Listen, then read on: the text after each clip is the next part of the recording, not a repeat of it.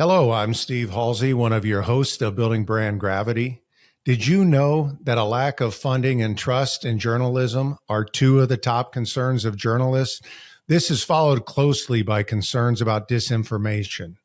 These are some of the findings of the latest industry research by Muck Rack. Muck Rack is an all-in-one public relations management platform that was developed to help PR professionals better manage media relations, glean insights from more than 1,000 journalists, and just really allow them to be more effective at what they do. We're joined here today by Greg Galant, who is co-founder and CEO of Muck Rack, who's going to give us insights on these latest trends and take us into the world of media. It's going to be really exciting. We're going to be talking about how journalists works, how AI and social media are impacting what they do. And we're also going to talk about what does and doesn't work about pitching media in today's environment and much, much more. So, Greg, welcome to the show. Great. Thanks, Steve. Thank you for having me on. It's really exciting. You've been quite the entrepreneur, over your time, launching your first company at 14 years old, starting your first podcast out of college called Venture Voice, working with CNN you really took me back there. When we used to call it citizen journalism, that was pretty wild, looking at the broader trends as that came up. Helped launch a number of technology ventures. One of my favorite, the Shorty Awards. You were behind helping create that for social media. And of course, you changed the world a little bit in 2009 when you co-founded Muck Rack, and it's gone through a lot of iterations ever since. So can you tell us a little bit about the founding of Muck Rack, what was really kind of behind that? And then as part of that, how come you felt it's been important to publish this annual State of Journalism report for many years now? Sure. So funny enough, it all started with podcasting. So when I started my podcast, interviewing entrepreneurs about how they got started in 2005, that was like the first, now that's a common format for a podcast. That was the first podcast of its kind. A lot of people don't know podcast comes from the iPod. At the time I was stuck in traffic, just got to my first iPod. I thought it'd be cool if people could download MP3s to the iPod that weren't music and you could hear. Were you a Napster guy? Were you one of them?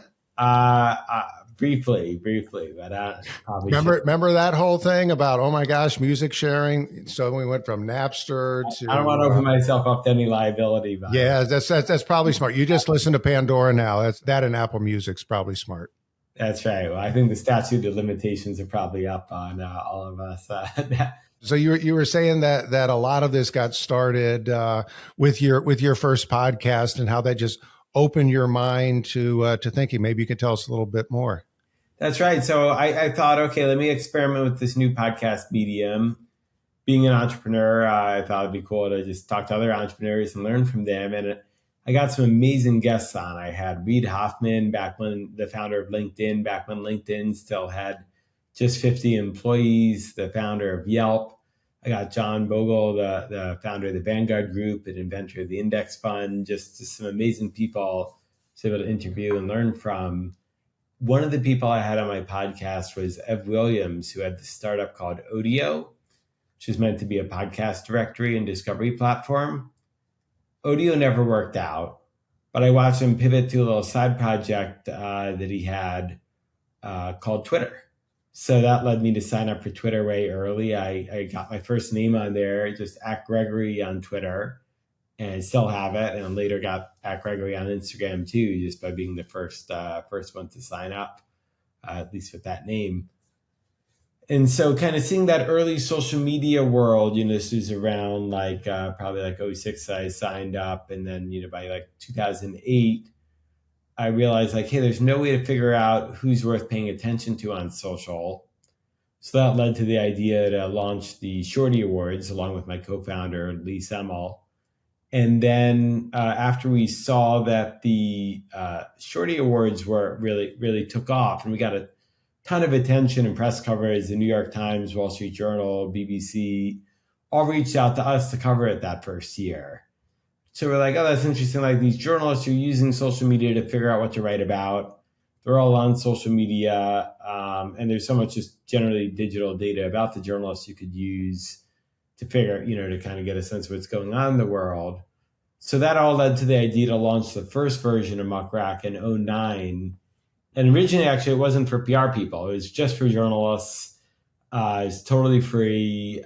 We launched it for journalists. We had over 10,000 journalist requests to get on there in the first year because they wanted to have profiles on the web. They wanted to have portfolios. They wanted to find each other.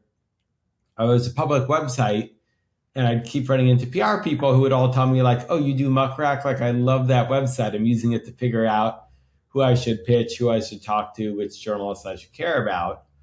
So you realize like, oh, that's interesting. There seems like a great business opportunity here for this market that's kind of starved for data to know like who should they be talking to, how should they be reaching out to journalists. So that led us to relaunch Muck Rack in 2011. We kept it all free for journalists, and it still is today. But then we added the whole platform for the PR and corporate communications world to be able to log in, find the right journals to pitch, monitor the news, build reports, track the relationships, show how those journals' relationships impact the coverage that they get. And we've been on that journey ever since. Wow. So a German idea, some serendipity, and here you are. And part of that is, I think one of the things that really differentiates what you're doing, and a lot of that goes to the original DNA, as you've just talked about, of really understanding what's on journalists' minds, what's in their world. And I'm assuming that's part of the reason why you've done this annual State of Journalism, what you're seeing, and some broader trends. So maybe you could talk a little bit about what was kind of the inspiration to really putting out to the world what journalists are seeing. And before we get into this year's study, have you seen any broader trends over the number of years you've been doing your annual report? Any particular changes in the way that journalists work or what they're looking for? Yeah, so we're seeing a lot of, it's interesting, like a lot of things change, a lot of things stay the same. One of the things we found kind of consistently is that journalists are always looking for short, really tailored pitches, whereas I think a lot of people tend to sending out really, really long pitches. We've seen that's something that's remained constant over the years. But then on the flip side too, we see there are a lot of changes. It's a lot more concerned about the lack of funding and trust in journalism. We've about a third of journalists have major concerns there, and then a lot of new things coming out with how they're using newer social networks, how they're thinking about generative AI, et cetera. Well, and one of the things I thought was interesting in your research that a lot of times we don't really think about, at least on the communicator's side of thing, is what the journalist's work environment was. I mean, when the pandemic hit, it fundamentally changed things for a lot of us, but not necessarily for journalists. I think when you look at some of the findings from your research, you had more than half of journalists say they only want to go into the office sometimes. Sounds fairly familiar. They're looking for hybrid work arrangements. Some want flexibility because they feel a little bit stuck in the office. And the thing that continues to be true today, as it always was journalism really isn't a 9-to-5 job. So before we get to talk about some of those other things, what are some of the challenges of the job? And with your research, why is that important to really delve and understand what the journalist's work environment is like? Yeah, I think it matters a lot, especially, for a lot of those in corporate communications where it's, don't get me wrong, people in corporate communications are working all hours too, but, the construct of being at a large company, there's, you can get a feeling of a lot of stability and kind of more predictable HR policies and when you got to be in and what hours you got to work. Whereas for the journalists, it's very chaotic, where they're jumping around jobs a lot. A lot of them are, we're seeing a trend towards being freelancers too. And then even to your point, the ones that are at jobs, they're always switching around beats, what they're covering. They're in the office a lot less. So I think it changes up a lot of people's long time habits and strategies. For example, we see there are a lot of people who who grew up thinking, okay, I got to call the journalist desk line. And of course, if I call that journalist desk line between 9 to 5, they'll probably pick up. Now it's like, well, they're working from home half the time. Like they're probably not going to be at that desk line. So if you don't have their cell phone number, good luck. Or another we see is that people want to do the desk side tours where it's like, oh, hey, let me, come to your office and meet you. And they might be like, well, I live an hour from the office and I only want to go in once a week. So I'm not going to come in just to meet you there. So there are a lot of elements like that where we're seeing understanding, where journalism's going and how journalists are working really impacts how you think about building relationships with journalists. Yeah, I've been in this profession for 30 plus years, so I guess I'm a bit of a dinosaur. And you took me back a little bit there in terms of time to call into the reporters. I mean, I remember my first agency job when we would call reporters, tell them we were going to send something. We would send it. We'd wait 3 to 5 days for the mail, and then we would call and say, "Did you get that? Great. Let's talk about setting up interviews." And it's been interesting to see how the pace of everything is compressed. I mean, news cycles have compressed, but the pace and the workloads, I think, was finding. I think one of the stats that you had in your research that I thought was interesting was nearly a quarter of journalists have to produce 11 or more stories a week. That is a lot of content that needs to be out there. And the finding also said that about 70%, I guess the number is 69%, say the work is primarily for online publications. How does this sheer number of stories, writing for digital and then back through print and others, how does that really impact the way journalists do their job and even just the way that legacy media thinks about its format? Yeah, I think that real acceleration in the content volume that's expected of journalists changes a lot. If a journalist is making that much content, you really have to make it easy for them to get the story done. So we've seen a lot more focus on doing things like making sure you have all the photography and the media that would go along with the story ready, because a lot of times they're not going to be able to send out their own photographer like they could in the old days, or have the art department ready to do it. Another is organizing all the stats. Of course, another, and this is kind of an old basic, but just making sure that you have your spokespeople available and really fast turnaround to get journalists the information they need. And I think kind of along that thought process, the more you can kind of package up what the story is, the more powerful it is especially for a journalist with that kind of volume. And I should say too, I think it's important to research with any given journalist, how many articles does that journalist write by looking at their portfolio, because that dictates a lot. Because there are still some journalists out there that might be feature writers and they do, 1 or 2 stories a month. And the way you interact with that journalist is probably going to have to be completely different than how you interact with the journalist who's writing 3 or 4 stories a day.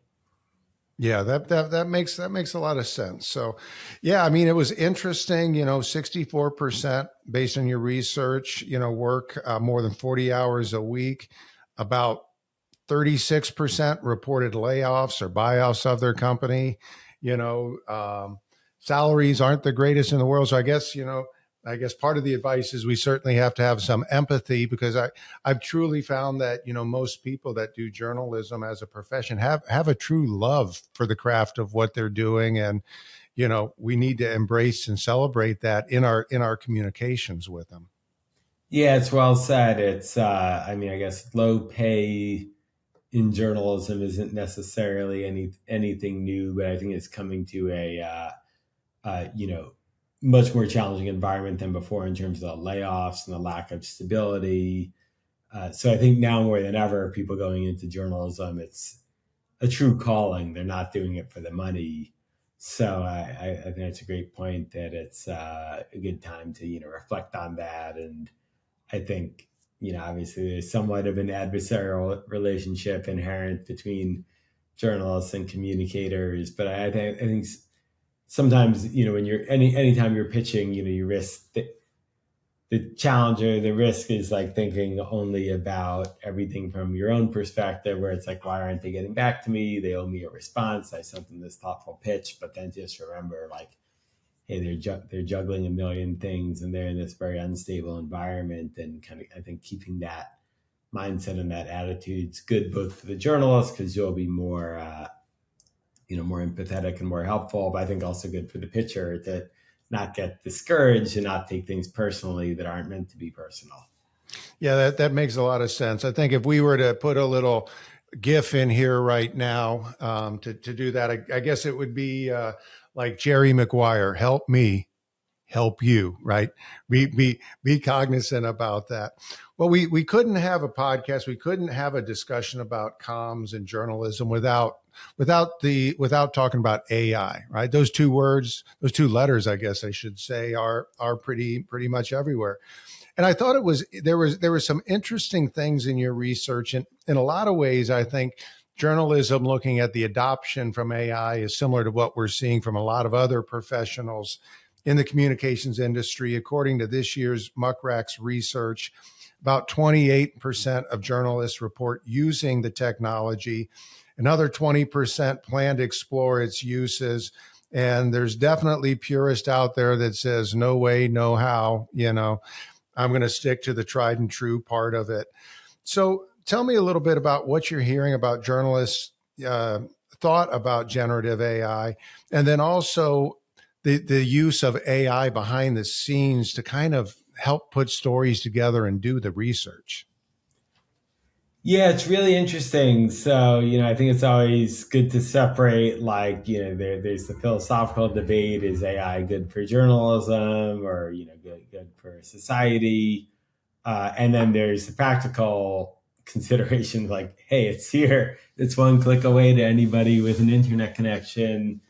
And what do we do about it? So we've seen 20 in our survey, 28% of journalists report using AI, and 20% plan to explore it, which, to be honest, seems kind of low. And I imagine that number will tick up over time. Though we do see, I think when they say that, they're reading it in more to using it for writing, whereas 52% say they're using it for brainstorming, and similar number for research. So I think it's something where it's kind of like, the way I think about it as an analogy is like, before the spreadsheet came out, if you wanted to run a financial model, you had to do the math on every single cell yourself, and to do one, to change one variable in a financial model, you'd have to spend hours going through the rest. And then the spreadsheet came out. Now you can change a variable, and the rest calculates in a unnoticeable nanosecond. And kind of similar, I think with generative AI for writing, it gives you a lot to play with, where you could say, hey, I want to change the style of this, take this article I wrote, give me an idea on how I can cut it down from 1,000 words to 500 words, or help me translate it to the next language that we need to go after, or let me play with 50 different headline ideas. So I think there's some element where, use responsibly, and ultimately with the human reviewing it, you can just get a lot of leverage on your time, which I think could be a great thing for journalists who are strapped for time. And even, simpler uses of AI. Like, I was talking to a good friend of mine who's a journalist, and she was telling me that AI got her nights and weekends back, simply because for her stories, she has to do a lot of interviewing people on the phone. And she used to record it and then spend her nights and weekends manually transcribing those interviews. And now she has them all transcribed by AI. So she doesn't have to manually transcribe it at all. She can still go back and listen to the part she wants to quote to make sure the transcription was accurate, but not having to transcribe the whole thing. Just got her hours back in the day, and now she can choose if she wants to have more of a personal life or spend that time, working on more stories. So it's, I think there are a lot of powerful uses for it for anyone who's in a profession that involves a lot of writing and research, which journalists definitely fall into. Yeah, one of the things I thought was surprising by your research, and I guess it's because Newsrooms are trying to figure this out, same as companies and college professors. But nearly 60% of the interviewees in this year's survey report that their newsroom has no AI use case policy, while only 24% have one. I mean, is that good? Is that bad? Does that mean we're enabling creative freedom? Does that just mean we really need to have a broader conversation about ethics of AI? Did that number shock you in this year's study? Yeah, it did surprise me. I would have thought that more newsrooms would have a policy by now. Um, to be honest, I kind of have mixed. I could see it cut either way because, like, it definitely be better if 100% of newsrooms had a good AI use policy. But I think there's also a big risk in that if you do a bad AI use policy, it could be worse because then you restrict the judgment of the journalists, and you could either be too liberal in the policy and say, yeah, just use AI as much as possible, and then it might absolve the journalists of their own feeling of ethics and responsibility, and that like they should really review everything that the AI puts out and fact check it and a bunch of other obvious things. But I think there's also a risk to being too restrictive with AI because the thing is, like, it's here, everybody else has it, and there's definitely going to be bad actors, unethical people using AI to make a ton of content on the web, and that's already happening. So I think if the journalists aren't using AI, the good journalists out there aren't using AI to get more leverage to put out good, accurate, responsible content, but with more the extra leverage technology can bring, then they risk falling behind and letting the bad actors, dominate the conversation. So, I think like any other new technology, it can be used, wisely or poorly. And there's kind of responsibility in every profession, and particularly journalism, to not be too slow to adapt new technologies in smart ways to advance what their profession's meant to do. Yeah, thinking about policies or not, I think is interesting, and then that got me in a little bit of a tangent when I heard you thinking. So picture this cage match: AI reporter versus human reporter. Who wins and why? Yeah, I think with that, I think there'd be a third winner, the human who uses AI, because on one hand, the AI only reporter wouldn't have as much, wouldn't have the judgment, wouldn't have access to all the facts, can't just network and call up a source and do all the, or at least not yet, but do a lot of the work that is required to do good journalism.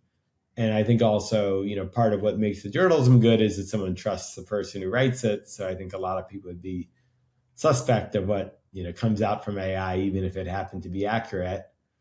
But then again, the journalist who today is not using AI would be wasting a lot of reps compared to the journalist who is using AI.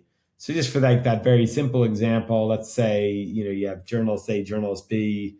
Journalist A now has to spend 2 hours transcribing the interviews they did this morning. Journalist B has already used AI to transcribe them and is writing the story. Well, journalist B just scooped journalist A simply by having AI, transcribe for them, much less, maybe help brainstorm some headline ideas or do some proof checking or help them figure out which paragraph to cut.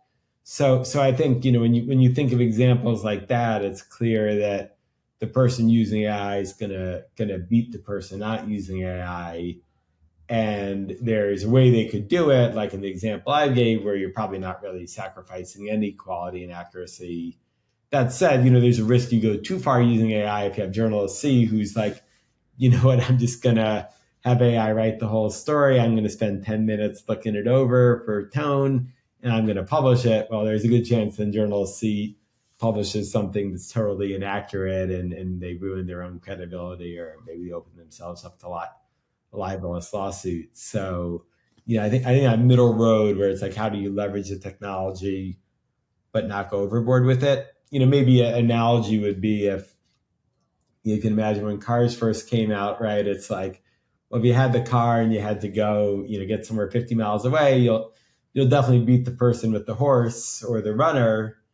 But, if you floor the car and you don't maintain it, like there's a good chance you'll crash on the way. And then the person on the horse or even somebody just walking will beat you because you'll be off repairing your car. So I think it's, it's finding that right way to use the technology to get to where you want to go.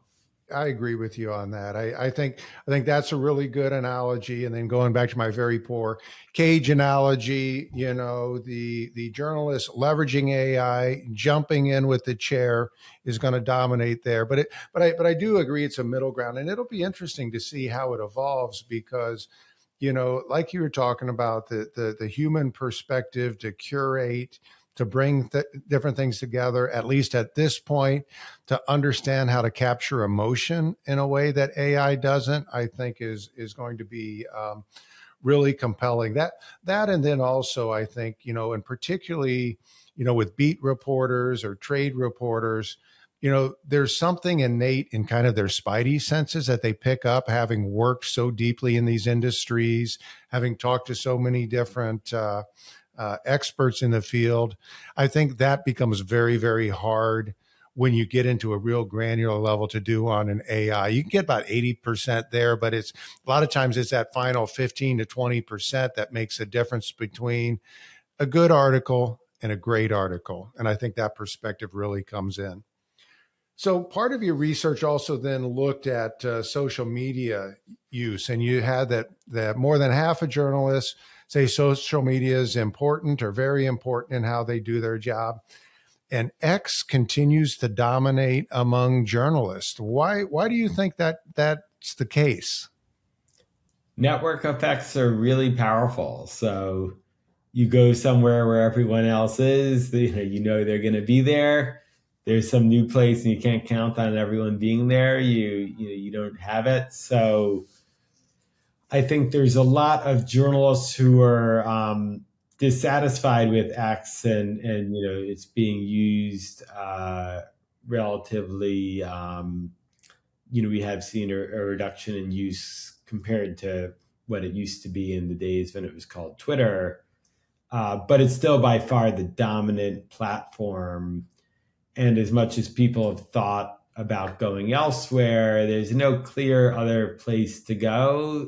Some people have gone to Threads or Blue Sky, but it's not clear, like, is that the place to be? And there just aren't as many other people on there. So you write something there, it's not going to get as much engagement as it will on X for the most part. And I think there is, a certain immediacy to X. Another thing is that other platforms, like, they've seen having news on your platform from the perspective of a social network is a big headache, because no matter what you do, you're going to get accused of biasing, one side or the other with your algorithms, and someone will post something controversial, and then you have to decide if you want to take it down or not. And you have to, worry about a lot of advertisers who don't like the idea that, something might not be brand safe. Which unfortunately often means news. It's just hurt a lot of news publishers on their own websites, which is kind of collateral damage, I think, unfortunately.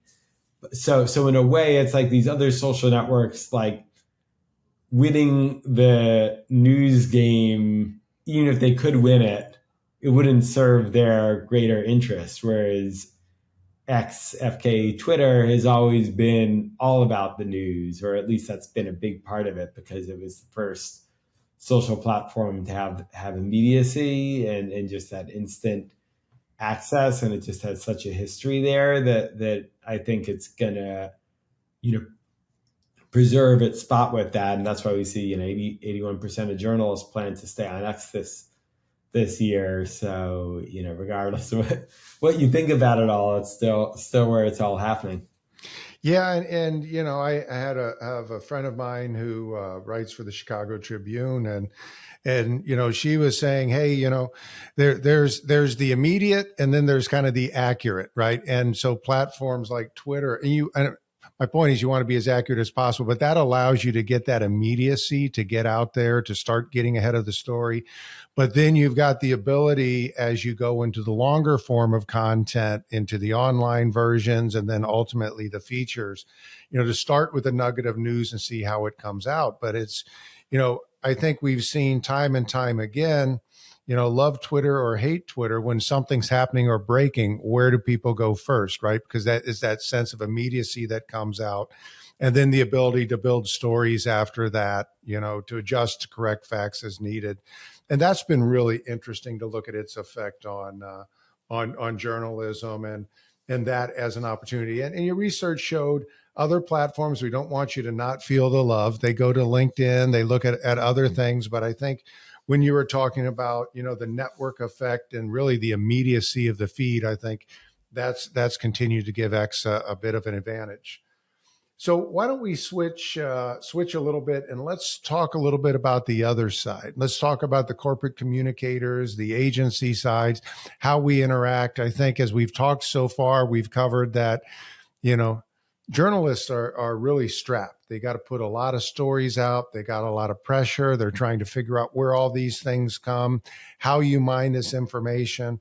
And then you get the endless glut, the sea of pitches, many may not even be relevant to the journalists coming in. So we're going to explore that in a little bit. But there was one stat I found fascinating from this year's study. It actually surprised me. So most journalists think that PR pros are important to their success. And I thought that, may be like a plurality or something like that. But 70% of journalists say PR pros are either important or very important to their success. Why is that, Greg? Don't you feel the love? Yeah. It's I think it's a surprising stat to a lot because journalists are always complaining about how many pitches they get and PR pros. But I think it is, a reminder that deep down, like the journalists need sources, they need to get accurate info, and PR pros are their best friends for that. And we see a lot of journalists do leverage the PR community, both to get story ideas, because often those PR people are in the rooms where decisions are getting made and they see the trends before anybody else. And then also as stories are coming together, if there's a PR person in the mix, there's someone to quickly send the headshot and the bio and the, get the photo they need or dig up the stat that they need in a way that if you're only talking to executives at a company, you're going to be priority number 4 or 5 rather than priority number 1. So I think that should be heartening in that, as much as a lot of people find, hey, this pitch is getting ignored or it's hard to break through, it shows that if you do your job right, you'll be viewed as a real positive, as an asset. You're not just just someone who's getting in someone else's way, and that shows when you do it right, you can really excel and form deep relationships. Yeah, and I think again, one of the big topics that's really coming up as we talk today is like relevance, and so. I mean, for my corporate comms and agency brethren, that's an exciting staff. That 70% of journalists say they need us to help them do their job, to provide context, to give access to experts and those type of things. But yet the numbers are also high. When they get spammed, if you spam a journalist, you're gonna get ignored. About 49% say they respond to pitches seldom to never. So if you're not relevant, don't expect the courtesy, hey, thanks for sending me something that's completely off target. Despite low response rates, pitches still come in. You have 46% of journalists receive 6 or more pitches per day. That's more than 30 pitches per week. Probably for some reporters, they may get 30 pitches an hour for all I know. But the main reasons journalists reject pitches or don't give a response is if it's not relevant, if it's just a mass blast on something. So, Greg, maybe you can talk a little bit about that, and then maybe that becomes a good avenue for us to talk about how you guys work at Muck Rack to help make sure that those that are using the tool are being as relevant and useful as possible to journalists?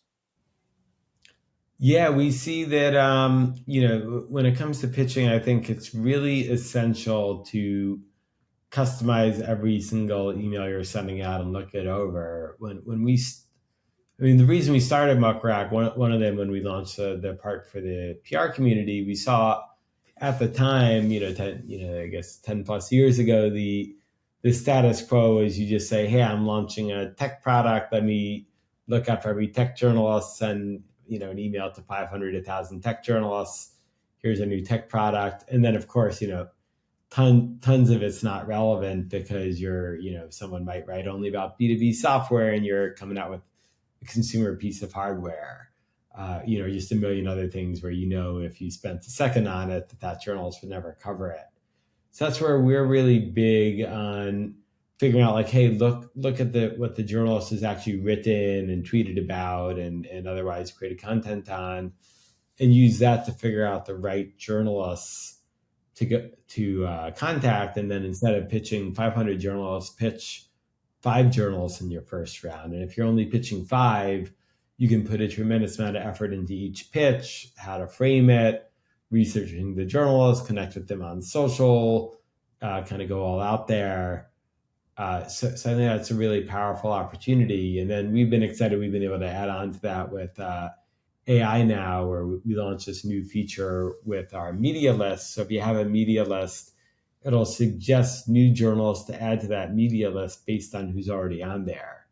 Kind of like if you used, going back to our earlier conversation about music, if you use Spotify, you set up a playlist and it says, hey, you got these 20 songs on the playlist.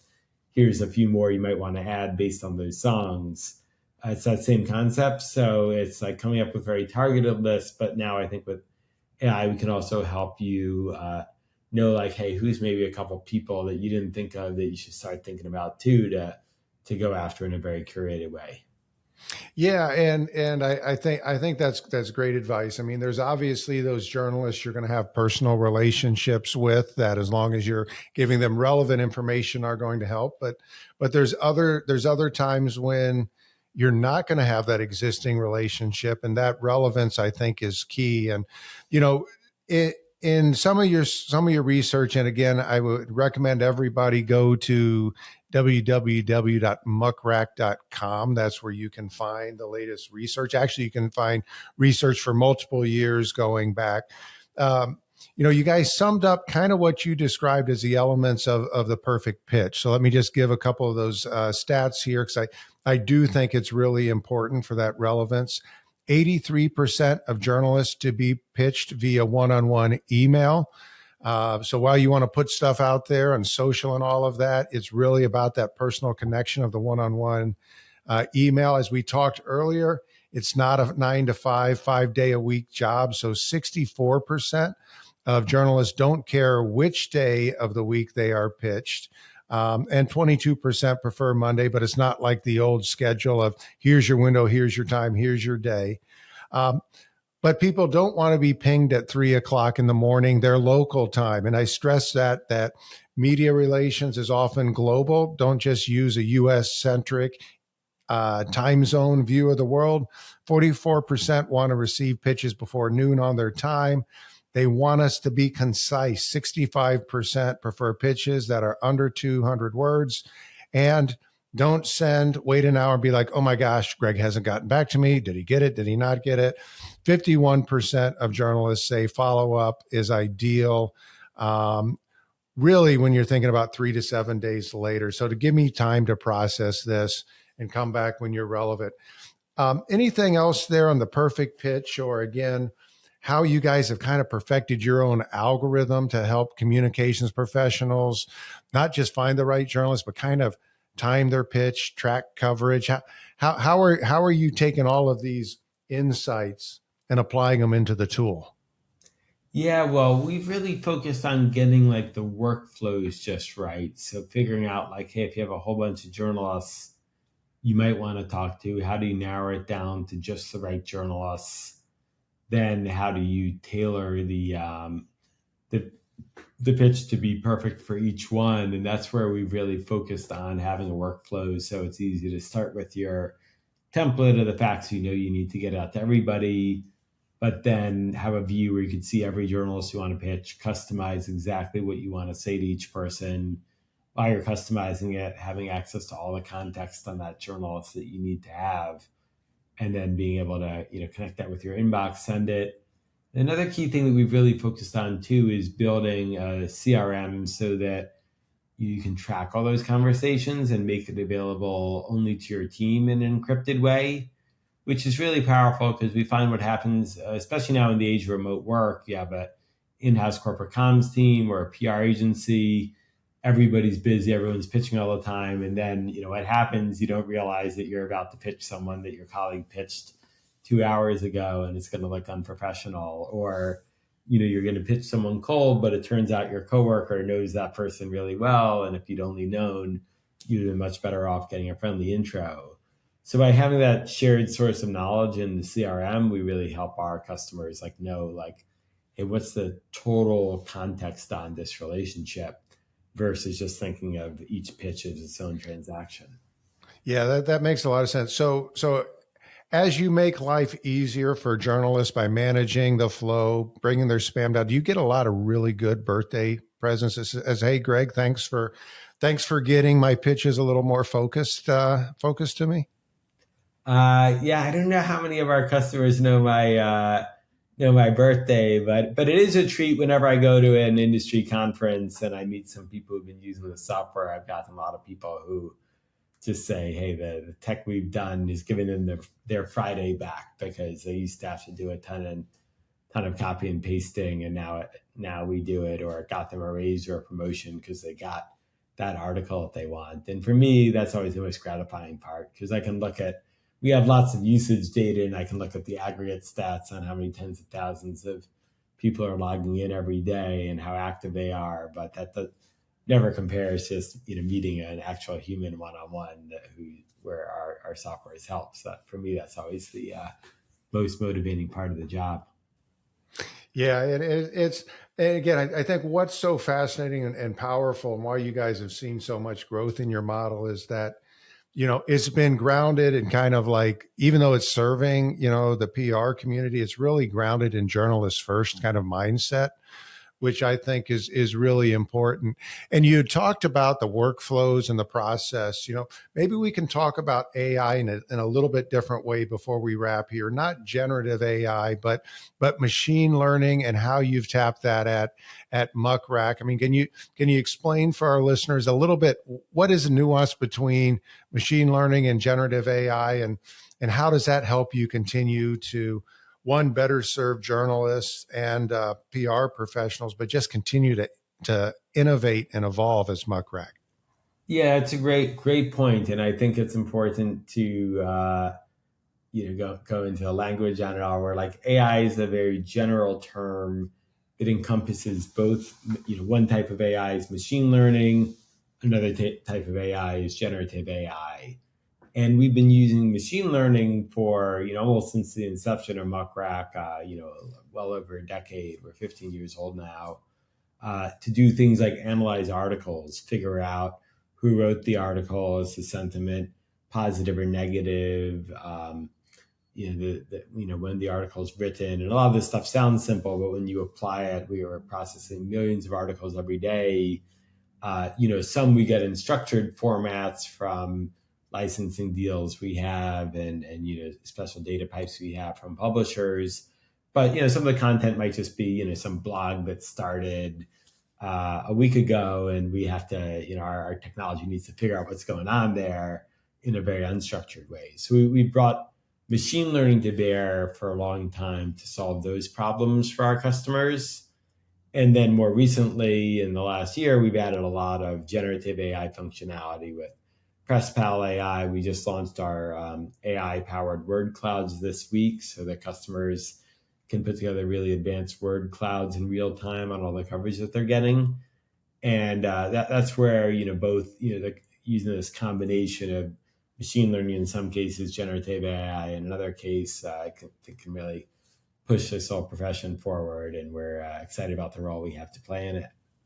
Oh, I love me a good word cloud. I'm glad that you guys are improving that because, as simple as it sounds, if you get the algorithm right to pop things like that, it really does tell a really powerful story in terms of what you're looking at and seeing. So that's great. Kind of the application of machine learning and just the continued iteration that you've done since 2009 has been amazing.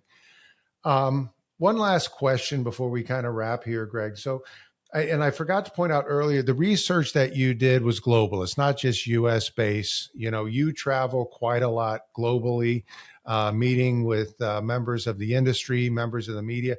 Maybe you can offer a little bit of a different perspective. Are the trends that we're seeing here in North America, are you seeing very similar things globally, or are you hearing anything different as you talk to communicators and journalists around the globe? I think the trends are global. That said, I think a lot of stuff happens first here before at least it gets to the UK and Europe. So sometimes you can kind of see a bit of despair, and sometimes it goes the other way too. So I think the old line, I think it was Azimuth who said it, like the future is here, it's just not evenly distributed, is definitely true with journalism and PR too, that you can look to some countries and see they push further ahead with digital, whereas others haven't as much, which I think is a great reason to travel and to run global enterprises and to connect with colleagues in other countries, because we got lots of great ideas, both some ideas that might push you forward and be like, oh, they're trying that there, we should try that here too. And sometimes other times we're like, oh wait, we're trying this thing here, but we can't count on somebody in another country already being as far along with that. So we're going to have to slow down in that market and figure it out. So it's always just something I find really, really fascinating. And the fun thing about PR and journalism is that you're global, whether or not you want to be, because you might be a company that only operates in one city in the US, but if somebody writes about you who's based in London, or even on the other side of the world in Australia, your next door neighbor might see that article and not come to your store, or decide to come to your store because of that. So there's this element where you no matter, even if you're a neighborhood coffee shop, you kind of have to worry about the global media environment, because things can travel from one end of the world to another in a millisecond. Yeah, that is so true. So this has been an absolute fascinating discussion. I would invite all of our listeners to again visit muckrack.com, where you can learn more about the platform. In their resources, you've got all the research. I'd also encourage you to reach out to Greg. He travels the globe. He's talking to everybody, and if you find him on social media, he tends to be first name on a lot of these platforms. So he's easy to find from that standpoint. And, as we think about our discussion here today, I mean, it really starts with bringing a journalist's first point of view. Greg, as you talked about just the founding of Muck Rack and what's been so powerful is starting with that journalist point of view, understanding what their workload is, what their need, what their challenge is, having a little bit of empathy. We had a great discussion about the cage match, AI reporter versus human reporter. And I think our answer is kind of the cyborg hybrid of both is probably, one of the strongest there. And we talked about the importance of X still being a big news source from the network effect. And then we talked about really the importance of having a tailored, timely pitch that's relevant, and how you can use something like Muck Rack to make sure you're being really relevant. What did I miss, Greg? Any final thoughts before we close here? Any words of advice to the comms professionals out there? I think that's a great summary. I'd say just check out the full report, come to muckrack.com, and you can all read it for yourself. And we're always coming out with new features, so keep watching the space. Greg, it's always a pleasure to talk to you. I'm always inspired to see what it is that you're coming up next. I could talk to you for hours about those type of things. Thank you so much for joining us on the podcast. And thank you, listeners, for tuning in. Drop us a line with your thoughts on today's episode and check back soon for the latest episodes of Building Brand Gravity. I'm Steve Halsey, your host. Thank you for joining me. And Greg, thanks again for joining Building Brand Gravity.